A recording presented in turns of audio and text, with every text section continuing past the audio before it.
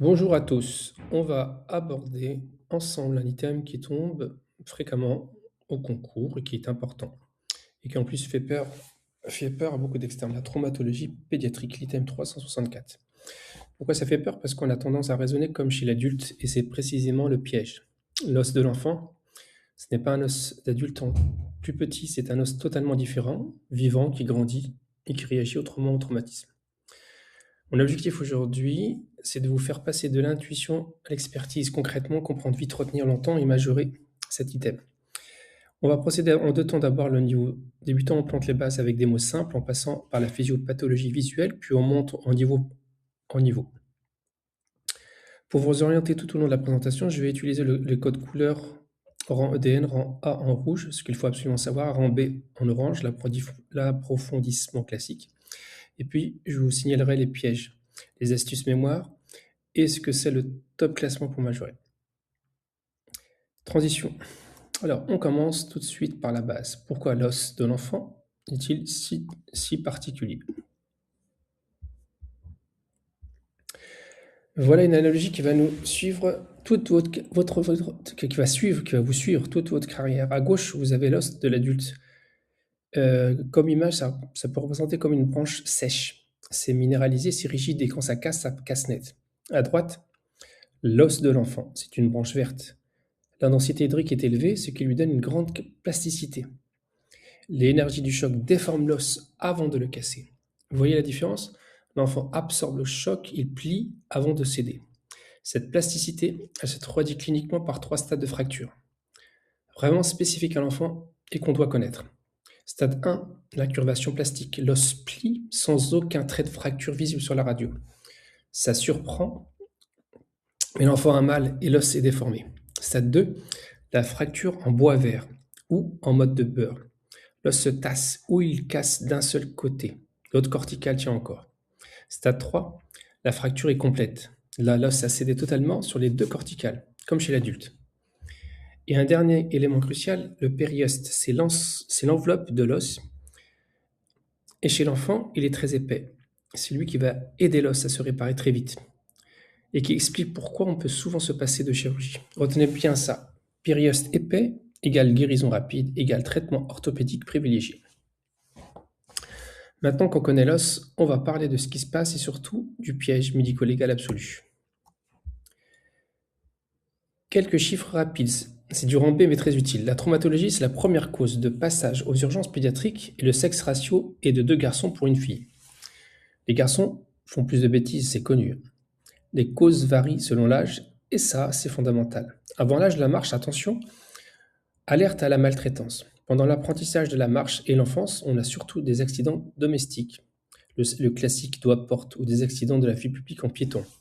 Et chez l'adolescent, ce sont les accidents de sport ou à moto, en scooter bien sûr, et maintenant même en trottinette. Maintenant, je veux qu'on s'arrête 2 minutes sur le bloc rouge à droite, parce que c'est le piège médico-légal numéro 1, la maltraitance. La règle est simple, il faut la graver dans sa tête. Toute fracture survenant avant l'âge de la marche ou toute fracture dont le mécanisme rapporté ne colle pas avec la lésion observée doit faire suspecter en priorité une maltraitance. Quels sont les drapeaux rouges? Premier drapeau, un contexte inexpliqué ou flou. Les parents ne savent pas exactement ce qui s'est passé ou leur version change. Deuxième drapeau, un retard à consulter. La fracture date, on a attendu. Troisième, des localisations atypiques comme une fracture métaphysaire ou en torsion sur un os long. Quatrième, et celui qui est terrible, des ecchymoses d'âge différents, c'est-à-dire des couleurs différentes qui prouvent que l'enfant a été frappé à plusieurs reprises. Et pour le top, l'astuce qui fait la différence, pensez aussi aux fractures pathologiques. Si la lésion est discordante avec le mécanisme, ce n'est pas forcément la maltraitance. Ça peut être aussi une tumeur osseuse bénigne ou maligne, ou une maladie osseuse constitutionnelle comme une ostéogenèse imparfaite. Il faut aussi savoir l'évoquer. Et on a aussi le syndrome de Silverman à reconnaître à l'ario avec des fractures d'âge différentes. On a vu pourquoi l'os est différent et ce qui se passe. Maintenant, on rentre dans la pièce maîtresse de l'item, le cartilage de croissance. Regardez bien ce schéma. L'os long de l'enfant possède plusieurs zones. Il y en a une qui n'existe que chez lui, la physe, qu'on appelle aussi le cartilage de croissance. C'est une bande bleue claire que vous voyez. C'est la zone cartilagineuse molle qui permet à l'os de grandir en longueur. Sans elle, pas de croissance. C'est l'usine à fabriquer de l'os. Maintenant, le problème, et c'est là que tout se joue, ce cartilage est plus fragile que l'os adjacent, et surtout plus fragile que les ligaments qui l'entourent. La conséquence directe, et c'est un réflexe à avoir, chez l'enfant, devant un traumatisme articulaire, on pense fracture ou décollement épiphysaire avant de penser entorse. C'est l'inverse de l'adulte. Chez l'adulte, le ligament cède en premier. Chez l'enfant, c'est le cartilage qui lâche en premier. Et c'est ce qu'on appelle décollement épiphysaire. Et maintenant, le grand danger, celui qui hante les chirurgiens pédiatres, c'est l'épiphysiodèse. Si la couche germinative, celle qui fabrique l'os, est écrasée ou traversée par un trait de fracture, alors la croissance s'arrête. Définitivement. Il se forme un pont osseux qui scelle la zone. La conséquence est dramatique. Le membre devient plus court, il est désaxé, et plus l'enfant est jeune, au moment du traumatisme, pire c'est, parce qu'il restait beaucoup d'années de croissance. Une astuce mémoire pour ne plus se tromper, la couche germinative est située du côté épiphysaire de la physe. Donc tout trait de fracture qui touche l'épiphyse, les salteurs 3, 4 et 5, est dangereux pour la croissance. C'est cette logique anatomique qui sous-tend toute la classification saltaire et à risque qu'on voit juste après. Justement, on enchaîne, voici la classification à connaître par cœur. La classification de Salter et Harris, c'est 5 types de décollement épiphysaire. C'est du rang B, mais croyez-moi, ça tombe souvent. Il y a un moyen mnémotechnique génial pour les retenir. Chaque lettre correspond à un type. La lettre S correspond à straight en anglais ou droit en anglais. Le trait de fracture passe entièrement dans la physe en ligne droite. La couche germinative est intacte. Le risque d'épiphysiodèse est faible. La lettre A, comme above, au-dessus, le trait part de la physe et fait un petit refend vers la métaphyse, c'est-à-dire au-dessus de la physe. C'est le type le plus fréquent. La couche germinative est épargnée. La lettre L, comme lower, c'est-à-dire en bas, cette fois, le trait part vers l'épiphyse, donc en bas, vers l'articulation. Et là, attention, la couche germinative est obligatoirement traversée. Le risque devient sérieux à partir du type 3. La lettre T comme throw ou to, le trait traverse à la fois la métaphyse et l'épiphyse et transfixie complètement. La couche germinative est là encore obligatoirement touchée. La lettre 5 comme écrasé, erased en anglais, c'est un traumatisme axial qui écrase la physe. Le diagnostic est rétrospectif. On ne la voit pas tout de suite en radio, on la diagnostique des mois plus tard, devant un trouble de croissance, et c'est le pire type de fracture. Et la phrase à retenir qu'il faut pouvoir réciter, le risque d'épiphysiodèse augmente du type 1 au type 5. Plus le niveau numéroté est élevé, plus c'est grave. Cliniquement, je termine sur le rang A, en bas. Devant toute fracture de l'enfant, on précise le mécanisme de fracture. Et on recherche systématiquement les complications par la règle des 3 P, peau, pouls et nerfs. Les radios englobent les articulations sus et sous-jacentes, mais sans cliché comparatif systématique. Bon, maintenant qu'on sait reconnaître une lésion, comment on la traite?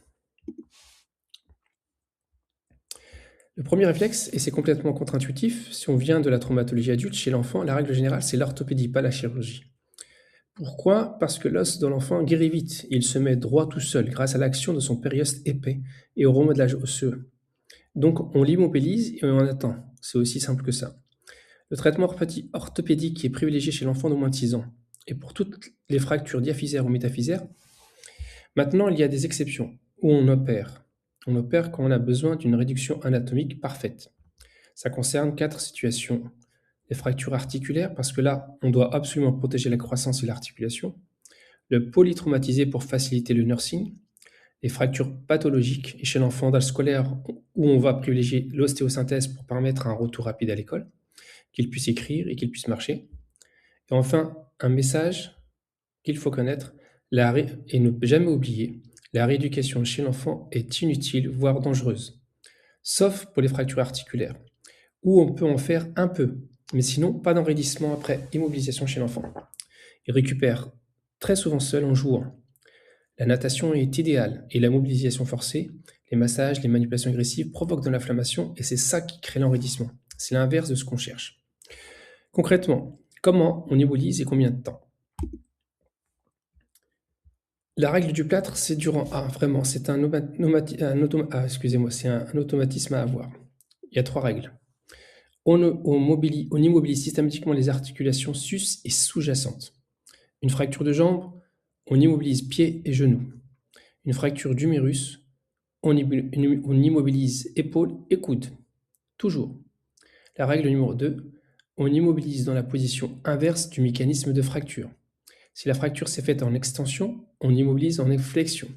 Cette logique permet de réduire les forces qui maintiendraient le déplacement. Il y a un piège, la résine se rétracte plus que le plâtre. Donc, en traumatisme récent, quand l'œdème va monter, on préfère le plâtre au début, pour limiter le risque de syndrome d'éloge. La résine, ce sera pour plus tard, secondairement.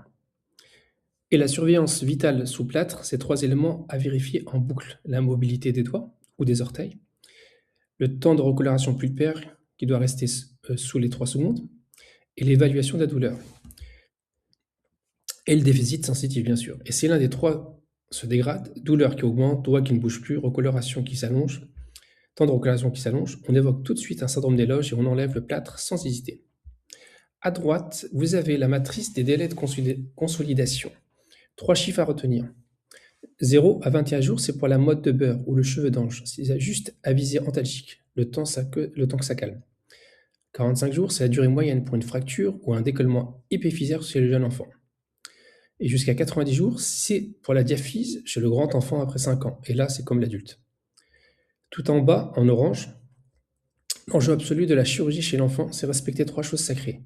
Le cartilage de croissance, le périoste et l'hématome fracturaire. Les techniques de référence sont l'ECMES, c'est-à-dire l'embrochage centromédulaire élastique stable pour les diaphyses et les broches fines pour les fractures articulaires.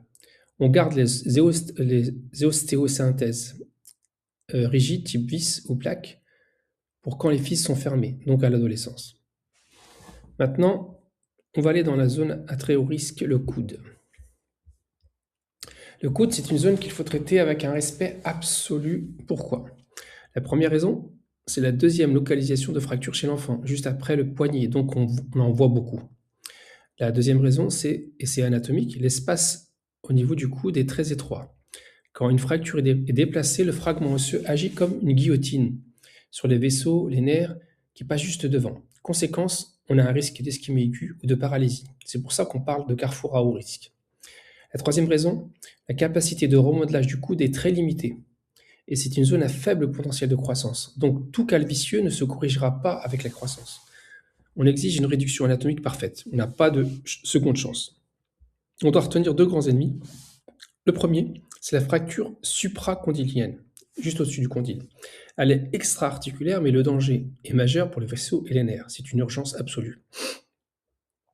Le second, c'est la fracture du condyle latéral.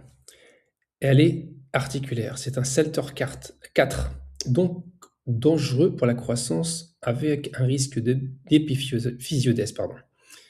Et son diagnostic est souvent difficile parce que la lésion peut être discrète en radio.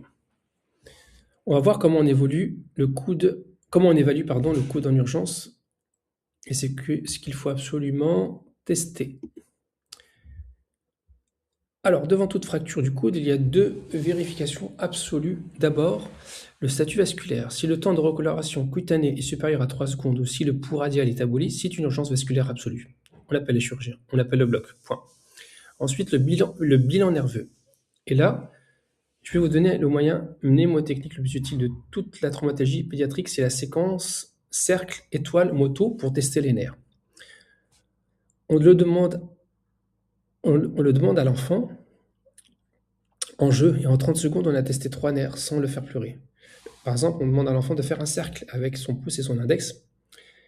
Ce qu'on appelle la pince pouce-index, ça teste le nerf médian et précisément sa branche interosseuse antérieure. Et c'est important parce que c'est le nerf le plus souvent touché dans les fractures supracondyliennes. La main en étoile, on lui demande d'écarter les doigts en étoile et ça teste le nerf ulnaire. Le moto, c'est-à-dire qu'on demande à faire le geste d'accélération, comme si on accélérait sur une moto. On lui demande de faire le geste comme si on mettait les gaz sur une moto. Et là, on teste l'extension dorsale du poignet et ça teste le nerf radial. Si l'un des 3 ne se fait pas, on suspecte une atteinte et tout ça doit être consigné dans le dossier. Sinon, en cas de litige, vous êtes dans la mauvaise position. À droite, le piège radiologique du coude. La sémiologie radio du coude chez l'enfant est difficile parce que les noyaux d'ossification apparaissent progressivement. Donc devant une fracture qu'on suspecte mais qu'on ne voit pas, c'est-à-dire une fracture occulte, il faut chercher un épanchement articulaire, c'est-à-dire une hémarthrose. C'est ce qui va nous guider. Comment? On a deux signes. La ligne graisseuse antérieure, normalement plaquée contre l'os, devient surélevée. C'est là qu'on appelle le sail sign, le signe de la voile. Et surtout, la ligne graisseuse postérieure devient visible, alors que normalement, elle ne se voit jamais. Si la ligne graisseuse postérieure est visible, il y a une fracture jusqu'à preuve du contraire. On immobilise et on demande un avis ortho. Je vous conseille de regarder en tapant sur Google à quoi ça ressemble. Pour finir, le traitement de la supracondylienne déplacée est une urgence avec une réduction sous anesthésie générale et fixation par broche selon Judet, ou immobilisation en flexion selon Blount, et toujours sous risque majeur d'enraidissement si on bouge trop, ou si on fait de la rééducation forcée. Maintenant, on change d'articulation, direction la cheville, où on a un piège diagnostique très spécifique de l'enfant. Devant une douleur de cheville chez un enfant qui s'est tordu le pied, vous allez avoir un réflexe adulte, c'est une entorse, et la plupart du temps, on a tort. À gauche, l'entorse, la liaison ligamentaire pure, elle est exceptionnelle chez les jeunes enfants. C'est l'apanage de l'adolescent. Pourquoi? Pour la raison qu'on a vue tout à l'heure. Le ligament de la cheville chez les petits est beaucoup plus solide que le cartilage de croissance. Donc, en cas de torsion, c'est le cartilage qui lâche en premier, pas le ligament. À droite, ce qu'on doit vraiment chercher, c'est le décollement épiphysaire. Le mécanisme typique, c'est un traumatisme en varus, comme une mauvaise réception après un saut. Les lésions classiques chez les jeunes enfants, un salteur 1 de la malléole externe ou un salteur 2 du tibia. La plupart se traitent par immobilisation simple. Et le piège, le voilà. Un salteur 2 du tibia cache souvent une composante d'écrasement invisible, c'est-à-dire un salteur 5 associé. Et c'est ça qu'on ne voit pas sur la radio initiale. Donc dans tous les cas, une surveillance de la croissance à distance est obligatoire, parce qu'on peut découvrir l'épiphyseudèse seulement plusieurs mois plus tard. Donc deux choses à savoir. Premièrement, les critères d'Ottawa ne sont validés qu'à partir de 6 ans chez l'enfant, pas avant. Et deuxièmement, chez l'adolescent, on a deux fractures spécifiques du rang B. La fracture de Thilo, c'est un salteur 3 du tibia, et la fracture triplane. Donc je répète, fracture de Thilo et la fracture de triplane, qui est un salteur 4. La fracture de McFarland, c'est aussi un salteur 4, mais sur la malléole médiale. Pour ces trois lésions, on demande systématiquement un scanner pour planifier le geste, et le traitement est chirurgical pour assurer la réduction anatomique. Maintenant, on change complètement de chapitre et on monte directement vers le crâne. Le traumatisme crânien de l'enfant, et c'est le gros morceau de cet item, et le contexte est résumé par deux chiffres clés. À gauche, en bleu, 95 des traumatismes crâniens sont de niveau léger avec un Glasgow supérieur à 12. Ce sont essentiellement des chutes de la hauteur de l'enfant, la table à manger, le lit, canapé, etc. À droite, en rouge, moins de 1% nécessite une intervention chirurgicale. La philosophie aux urgences est donc fondamentale, et c'est un point que beaucoup ratent. L'objectif n'est pas de scanner systématiquement tous les enfants qui vont taper leur tête. Pourquoi? Parce que les rayons X sont toxiques pour le cerveau en développement. Le risque carcinogène est réel, surtout avant 5 ans. Le but, c'est l'inverse, traquer cliniquement des rares enfants à risque d'hématome intracrânien et leur faire le scanner uniquement à eux.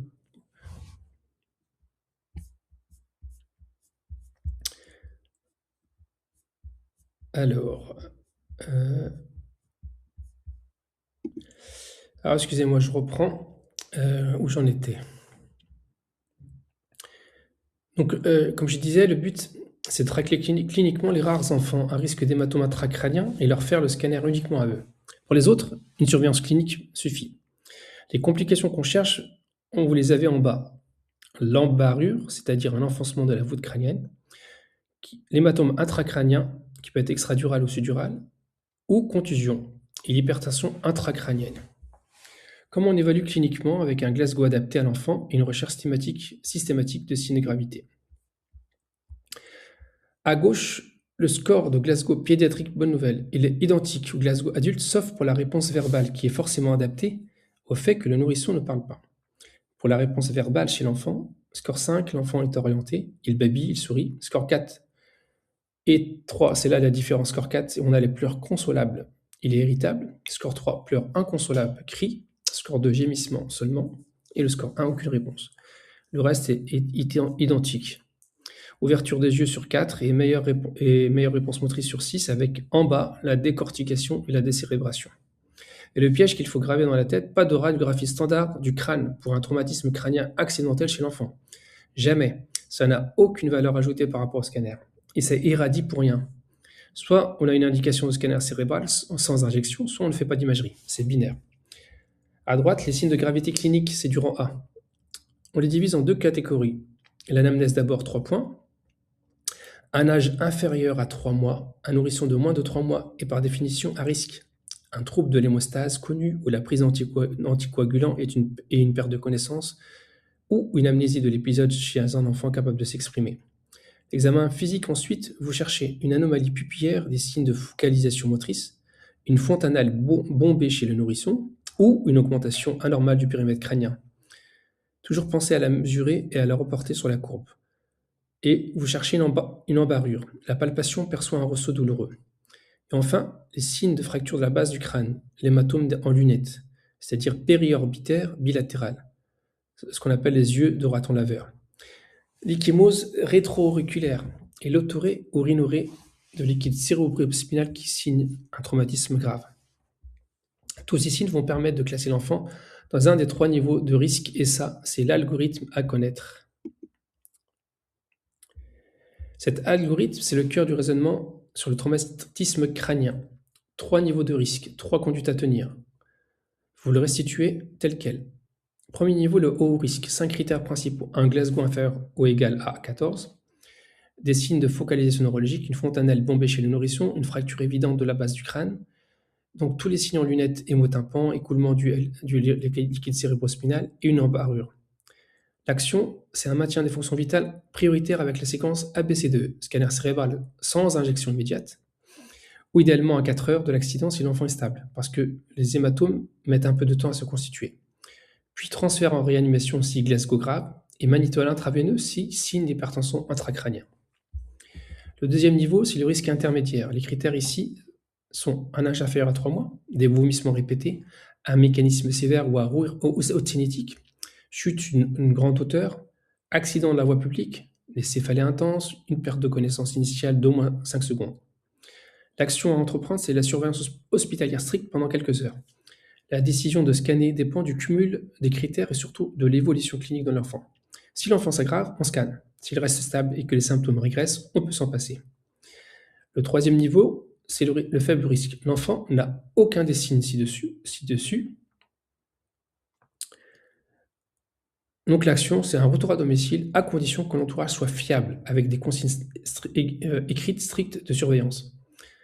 Et ces consignes du rang A, c'est ce qu'on remet aux parents en main propre, sur papier. On leur explique, il faut réveiller l'enfant pendant la nuit, surveiller toute somnolence anormale, surveiller des vomissements répétés, signaler des troubles visuels, des troubles d'équilibre. Si l'un de ces signes apparaît, on leur dit de revenir aux urgences immédiatement. Ça, c'est non négociable. Maintenant, pour terminer, tout ça en 4 réflexes de survie. Voilà la synthèse, si on devait retenir que ces 4 encadrés. Vous valideriez déjà très largement un grand nombre de points. Le premier réflexe, c'est le piège médico-légal. Toute fracture avant l'âge de la marche, ou tout mécanisme flou ou discordant doit faire évoquer la maltraitance. Et en deuxième hypothèse, une fracture pathologique sur tumeur ou maladie osseuse. Deuxième réflexe, le danger orthopédique. Toute atteinte de la couche germinative, donc Salter 3, 4, 5. Le risque, c'est l'épiphysiodèse, c'est-à-dire l'arrêt de la croissance et donc la chirurgie en règle. Et toute immobilisation par plâtre ou résine fait courir le risque de syndrome des loges. Au moindre doute, douleur excessive ou pâleur, on enlève le plâtre, pas de discussion, pas d'attente. Le troisième réflexe, l'urgence du coude. Toute fracture supracondylienne déplacée est une urgence vasculo-nerveuse. On teste systématiquement les 3 nerfs, avec le cercle pour le médian, l'étoile pour le lunaire, le moto pour le radial. Et jamais de rééducation forcée du coude, parce qu'elle entraîne un enrôdissement majeur.